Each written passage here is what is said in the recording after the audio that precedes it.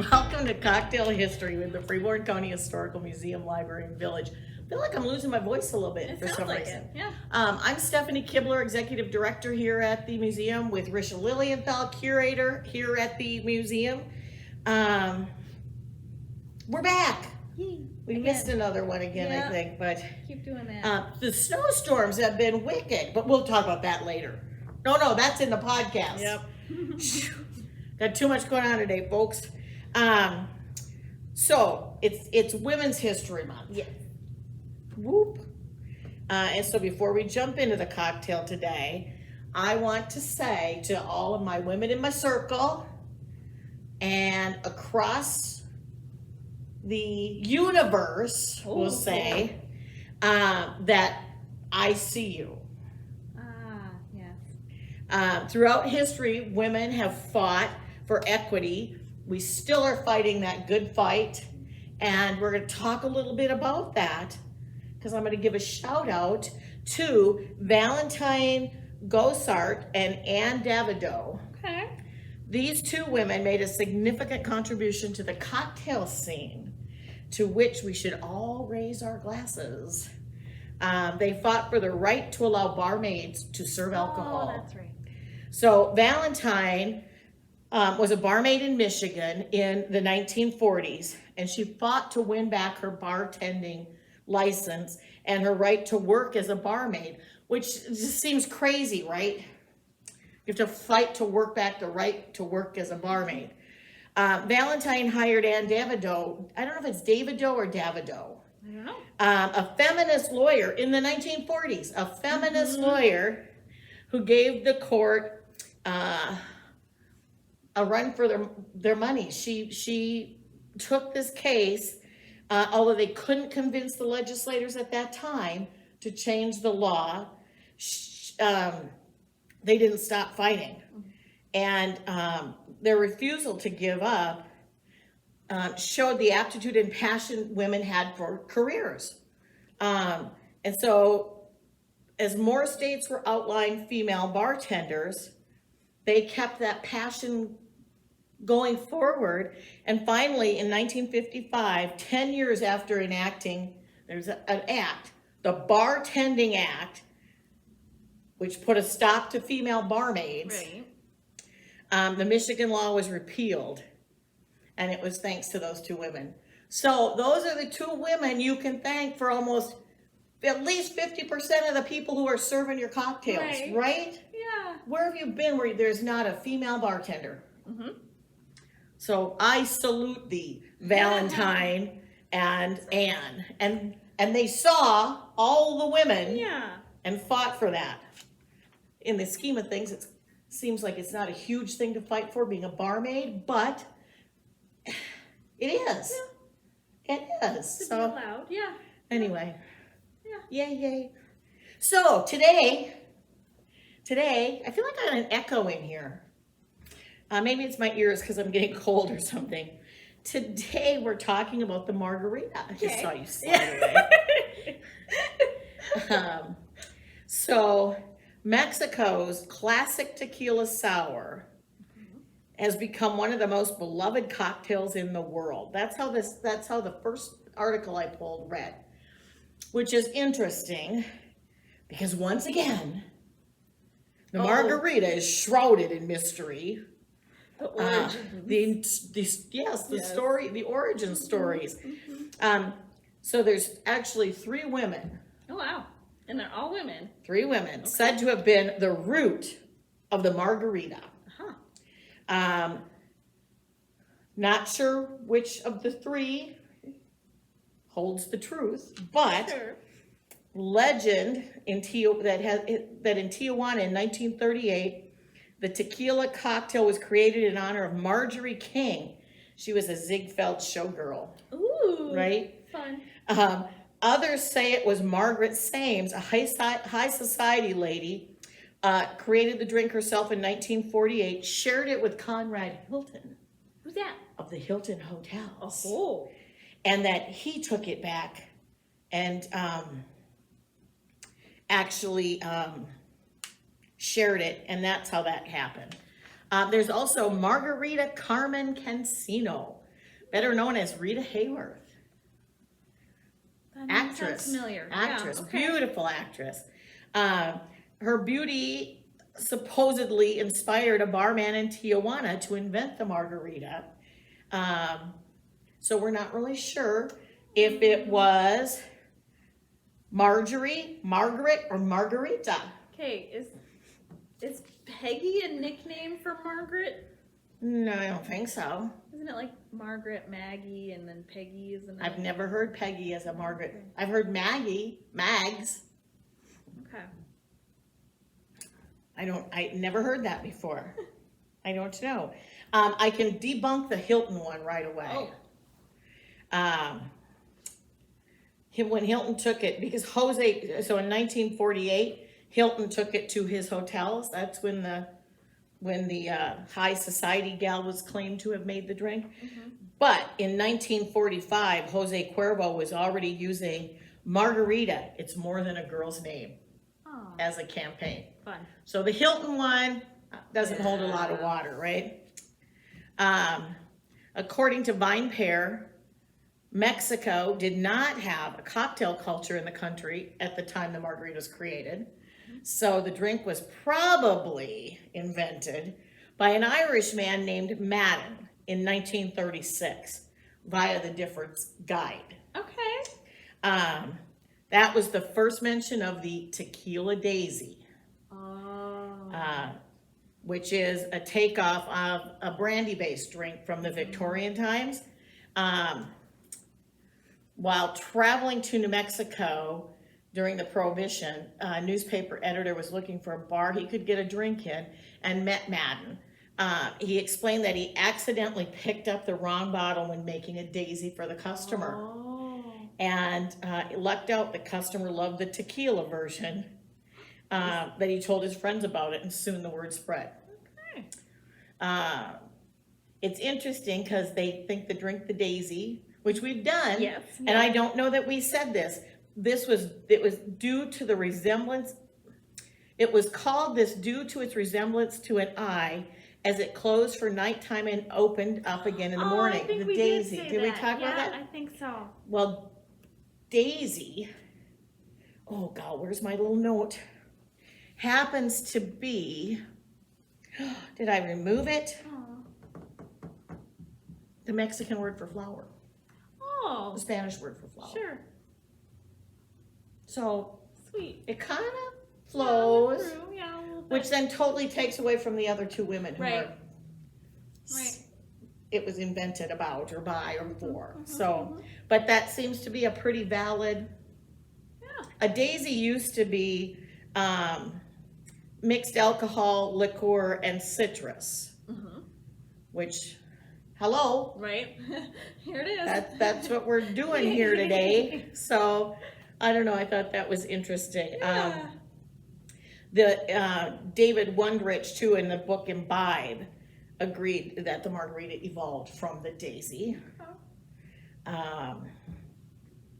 The original recipe for the tequila daisy, he says, called for tequila, orange liqueur, lime juice, and a splash of soda. Oh. So I'm gonna go, I guess we'll all have to make our own decisions, right? The frozen margarita didn't become popular till the 1950s, as blenders began to appear in I was gonna bars. say, like, when did you start having Yeah. that as accessible? Yeah. In the 1950s. Didn't really take off though until 1971 when Dallas restaurateur Mariano Martinez created the first frozen margarita machine. Oh. The original machine resides in the Smithsonian. Oh, cool. Isn't that fun? Yes. Oh, let's see, what else have I got? Yeah, that's kind of silly. Now they tend to do agave nectar too. That's another, instead of the liqueur. I like the orange liqueur. Orange is good. My sisters call that, when you have the orange liqueur, a Cadillac margarita. I don't know All right. where that came from, but when I go to visit out to California, we go to Casuelas, and we always order the Cadillac margarita, which means we want a little Grand Marnier in it. All right. You could also use, what's the other one? Cointreau. Oh, I like laundry. Yeah, I think Grand Marnier, I think is I don't know why. Okay. Anyway, that's the history of the margarita, all convoluted and mysterious. And Cool. I don't know. You'll have to make up your own mind on. Mm-hmm. I did like the 3 women version, but so let's mix them. Yes. First thing we're gonna do is take a lime wedge. I'll let you grab your own so we're not. Okay. And you're Even though our gonna. hands are washed, but still. They are. You're gonna. They're sticky. You're gonna rim your glass with it. Still have to see how you do that. Okay. Just nice and light around your rim. And then you're going to salt your glass. The glasses are bigger than the plate. Just like that. So you got a little rim of salt on there. And you can use water, but the lime kind of adds a nice little flavor to the salt. I had to shove mine around a little bit, yeah. Then you're gonna put some ice in your glass. Perfect. Perfect. Ice. Okay. And then you're gonna put some ice in that shaker.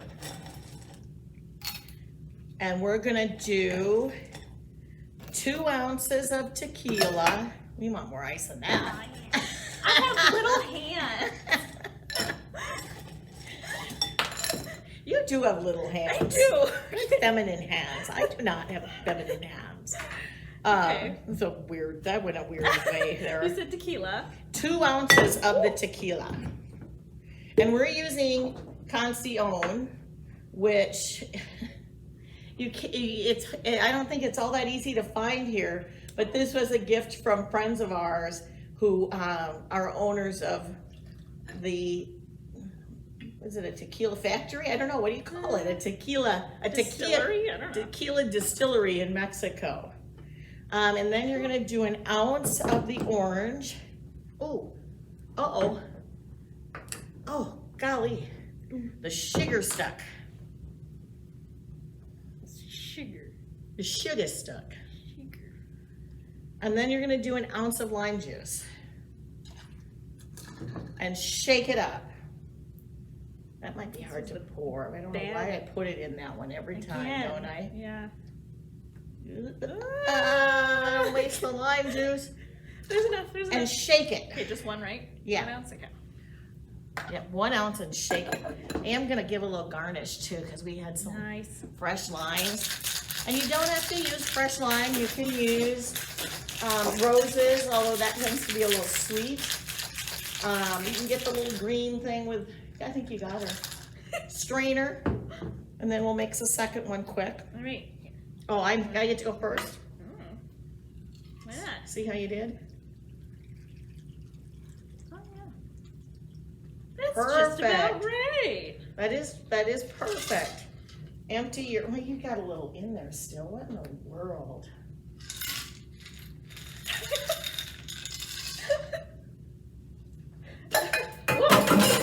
Take you to bartending school one day. I need to. There is such a thing, you know. Yeah. Okay. So your ice again, 2 ounces of the tequila, and 1 ounce of the orange. All right. I like this bottle. I like the bottle too. I actually like the tequila. It's a really nice tequila. I'm always skeptical, you know, when you try new liquors because I'm a bougie liquor snob. But this is really quite nice.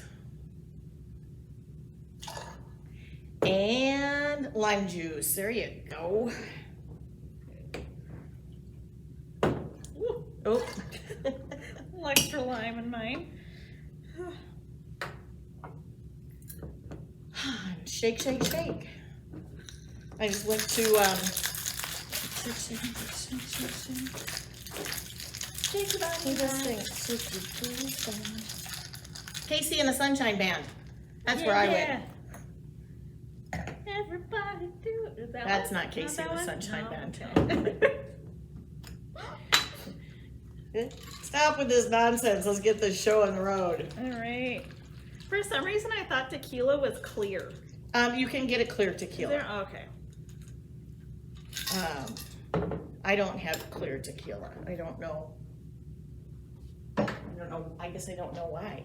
All right, let's try this. Ooh, it's really full because I had to top it off. I don't want to. I know, with the sugar rim. Salt rim? Yeah. Ooh, I have a nice margarita. That is really good.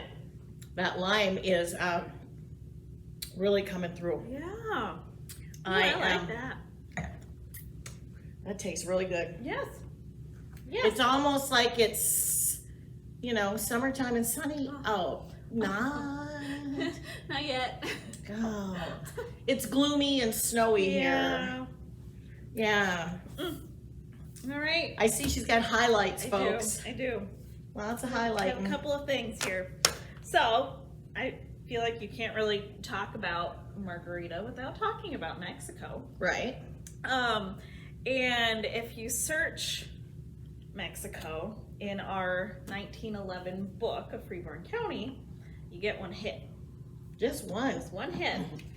And it is about the mound builders. Oh. The Native American tribes that had mounds built in Freeborn County. Yeah. And before 1911, so before this book came out, there was already an outdated assumption about those mounds. So instead of attributing them to the ancestors of the people, the tribes that were actually here in Freeborn County, and living in the area, the scholars at the time were considered that the mound builders were an extinct group that were similar to the Aztecs. Oh, in interesting. Mexico. So it's awkward because it's definitely coming from a point of racism. Yeah. In that they, the quote is that they quote, to highly cultured Aztecs of Mexico. So they were considering the Aztecs to be highly cultured and very inventive and such, but they didn't believe that the people in that area at that time Were capable. Came from that. That's in a lot of the things. I was just going through some of the highlights and shadows by your Sorensen, and a lot of the statements there too make that inference, Right. and it's difficult sometimes to read, but I think it's important to recognize it and have the conversation so you could really you rectify those notions, those ideas. Yeah, and it's important not to just say it didn't happen or erase that whole passage. Yeah, you don't want to erase it. It's more important to talk about it. Yeah, because instead of attributing it to the Winnebago and Dakota tribes that were in the area, they thought it was the Aztecs. So recently, it's in the last couple of years, 3 years now maybe, there was an archaeological study done, and the mounds were some of the things that they were looking at, and we had several farmers call in wanting to know who they should connect with, so they could share the information they had on the mounds that are still on their farms. Yeah, which is really cool. Well, we've got it, we were a travel through for Native tribes, and I think some of them stayed for a few months and some of them didn't stay at all. So we really kind of have this unique, rich history of several different ones that just kind of passed through, stayed, left. A lot of artifacts that are a wide range of a plethora of arrowheads, we will say. So we've got I think we've got a kind of a unique history with that. Yeah, I'd agree. Yeah, but that was the one that hit when you look at our 1911. And I have done a lot of research on the Aztecs, so I was like, Aztecs! I'm so excited. Wait, no, they weren't here. But and I also think that at least here in our museum, it's hard to talk about Mexico and people from Mexico without talking about Lupe Gasca. Yes. Who has been a volunteer at the museum here. I see his name pop up a lot. Was he not just the Grand Marshal of the parade on the 4th of July, 3rd Yeah. of July. Yep. So this month he will be turning 101 years old. So last year he celebrated his 100th birthday. Yep. And he moved to Albert Lea when he was 2 months old, and that was in 1922. Wow. So over 100 years ago, he moved to Albert Lea. And his parents were both from Mexico, but he was born in Texas when they moved there to work, and 4 years later gave birth to him. So they moved there in 1918, and then ended up moving up to Albert Lea to work with the Crystal Sugar Beet Company here. Sure. Yeah, so they came up, and he talks very, very fondly of Albert Lea. He loves Albert Lea very dearly. He said when they came to Albert Lea, they were one of the first half dozen Mexican families in the city. And there's a really, really nice article in the Albert Lea Tribune about him and how he gave an interview for his 100th birthday. And it's really nice and interesting to And hear think you from can him. Google that, Oh, yes, pull that easily. up. I'd say it's Yep. He's a veteran. He has a Purple Heart. Anybody who's met him loves him. Yeah. Nobody's ever said, "Oh, that Lupe." Yeah. He owned Bud and Lupe's Auto Electric in Albert Lea for a while, and then ended up teaching like courses on it in the Albert Lea Vocational Technical Institute that turned into Riverland. Yeah, he said over his lifetime he's seen many changes in Albert Lea, some good, some bad. So, I mean, he's got, when you think about it, Albert Lea was just a baby when he moved here. Well, he was a baby too. So he's grown with Wow. the community. I mean, that's Yeah, he said that's amazing. He remembers the Hotel Albert. Of course. He remembers the Broadway Theater, the Rivoli Theater. Yeah, a whole bunch of just pieces of the history he remembers. Yeah. So he's a very interesting person, I find. And rich with the history of here. We keep talking about this, but we need to get him in for oral history. Yes. That would be great.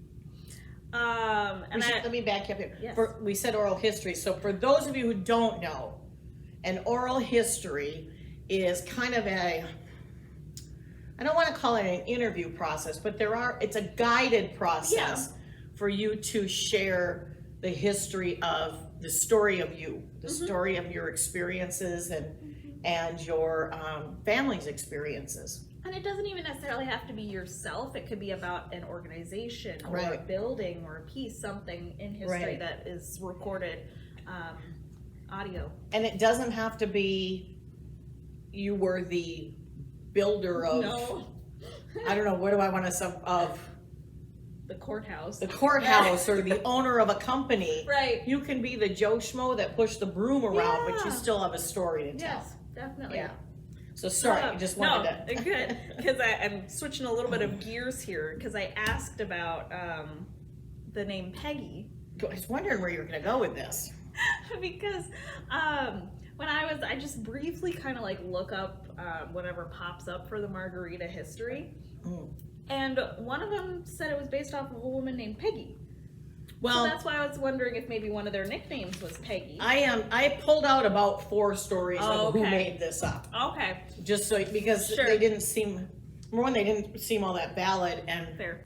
Because I wanted to focus on the 3 women, given it's Women's History Month, and Mr. Madden, who seems to have the most believable story. Sure, claim to the origin. Yes. Sure. Yes. But when I just like did that brief glance in, I saw Peggy, and so I thought, well, is there a Peggy in Freeborn County that's has a? I'm gonna have to Google Margaret and Peggy. Sure. Well, because I feel like Peggy is a nickname, and I think it is for Margaret. Because like Pete's sister was Peggy, but her name was just Peggy. Oh. Yeah. Interesting. Okay. But anyways, I found one in Freeborn County, and she's one that people listening from Freeborn County may know, because she passed in 2003, so a little bit more recent history. But she was born, oh gosh, where did I put it? In 1911 she was born. Oh, wow. So she had, a long life Right. here. And it was Peggy Knutson. And she was one who was well known and highly regarded as a musician in Freeborn County. Mainly organist. An organist. Organist and pianist. Which is a dying art. It is, yes, that is true. But when I looked her up, I kept getting these like hits of like history in Albert Lea especially, but like Freeborn County was like, oh, she was a part of that, she was a part of this, she did this. Tell us more. So she was a student of music at Luther Academy from 1922 to 1923. She later studied piano under Sadie Bliss Cox, which is one that I've heard her name a couple of times. She graduated Albert Lea High School in 1930. She was a member of the American Legion Auxiliary Drum Corps in Albert Lea in 1929. A pianist and a drummer? And a drum corps, yeah. Wow. In 1950, she taught organ and piano at the Kalberg Music and the Stevenson Music here in Albert Lea. She appeared on the television program Musical Moments, which was broadcast from Austin's KAUS, and that was one of the first regular television performers in southern Minnesota. So she was one of the first, For 28 years, she taught piano and organ in her home. For 31 years, she was intervaled between an organist and choir director at the First Methodist Church in Albert Lea. Those Methodists are musical. Yes, that is very true. She was the accompanist for the Miss Albert Lea pageants. Oh, fun. From 1965 to 1974. She probably had some stories. Oh, I believe that. She provided keyboard music for the first and subsequent musical productions at ACT, Albert Lea Community Theater. Wow. And as a performing artist, she provided music for countless area weddings, funerals, banquets, style shows, fundraisers, dinners, outdoor events. So she was very prevalent in like the going on, like happenings that were going on. She played in several dance bands. How fun. She accompanied the Leo Carey Post 56 of American Legion vocal group, the Carriers. I'm Carriers? Sure. I don't know. Carrie Ayers. Oh. Right? Leo Carey Ayers. Oh, that's cute. That is cute. Because that's our local post. Oh, okay. Didn't know that. She was a volunteer musician for FCHM. I was wondering because, we've done some style shows back in the day, and I wondered if maybe she did that for us here. And also was a volunteer musician for Senior Towers, St. John's Lutheran Home, Good Samaritan, and Thorncrest. Wow, busy lady. Yes, she was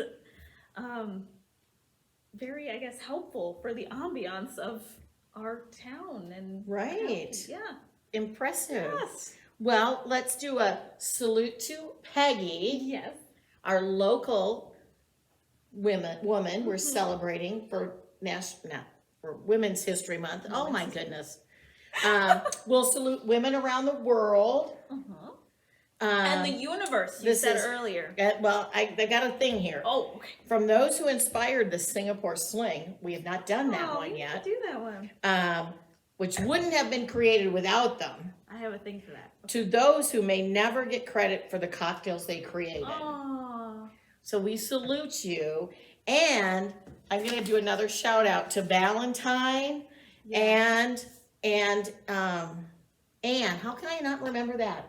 Valentine and Anne, who really saw to it that all fabulous ladies that are serving us our drinks could do that. Yes. Love it. Cheers.